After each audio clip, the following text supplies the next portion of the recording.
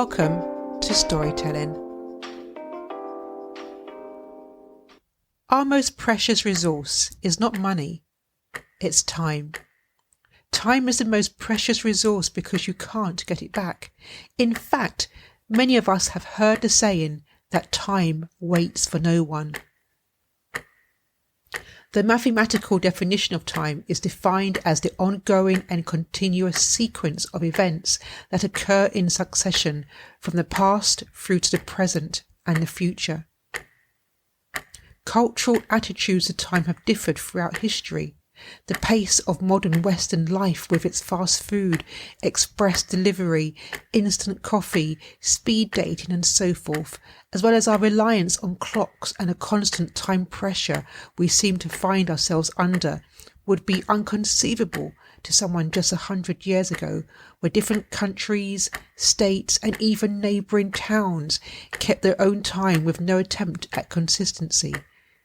Much of the world still estimated their time by the natural rhythms of the sun and moon until late into the 19th century. But here are some fun facts about time obtained from BuzzFeed. Time passes faster for your face than your feet, assuming you're standing. Einstein's theory of relativity dictates that the closer you are to the centre of the Earth, the slower time goes, and this has been measured. When dinosaurs were alive, there were 370 days in a year. And new experiences really do seem to be longer in the memory than familiar ones. It's called the oddball effect, and it seems to be why time feels like it's going faster as you get older, because more stuff is familiar to you. According to a psychological study, the old adage, time flies when you're having fun, isn't quite true. In fact, it's just the opposite. When people were listening to music they enjoyed, time seemed to pass more slowly. This could be because people pay more attention to things they like, which slows their perception of time. As such, time is seen as the greatest resource we have, and also one of the most limited. Everyone has a chance at making the most of the time they have, but it is so easy to waste and lose if you're not careful with it. Once it's gone, you can't very well get it back again. You can't stop the clock or slow things down because time won't wait for you. It becomes much more of a commodity because every day we lose some of it.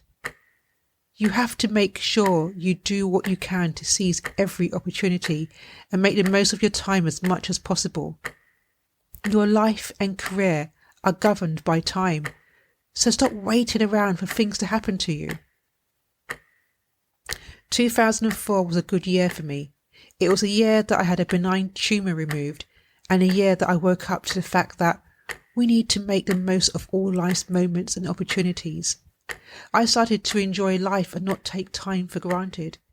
Over the years I've seen time robbed from individuals who have either suffered with dementia, made choices that didn't benefit them, or focused too much on other people's problems and not their own.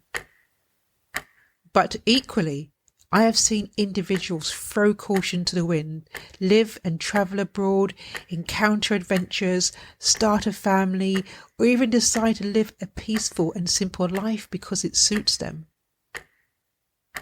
There are so many distractions that threaten to eat up our time. Things like social media, smartphones, even on-demand television commands so much of our attention that time can slip by so fast.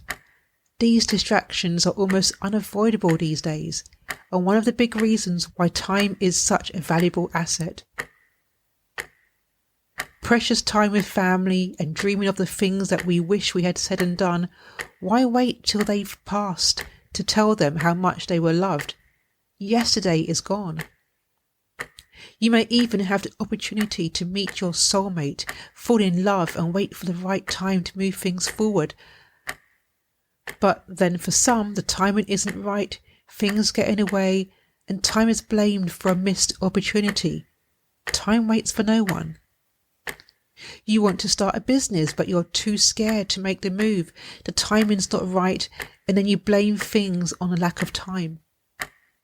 How do you prioritize your time to accomplish the things that you want to achieve on a daily, weekly, or monthly basis? Who do you need to get in touch with whilst the time is still there to tell them how much they mean to you? How will you overcome your fears to not put things off because time won't wait?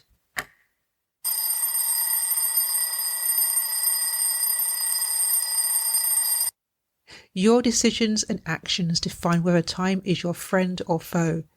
Taking control of our time means living our own life, not someone else's, and getting the most out of it. Let's make the most of our time.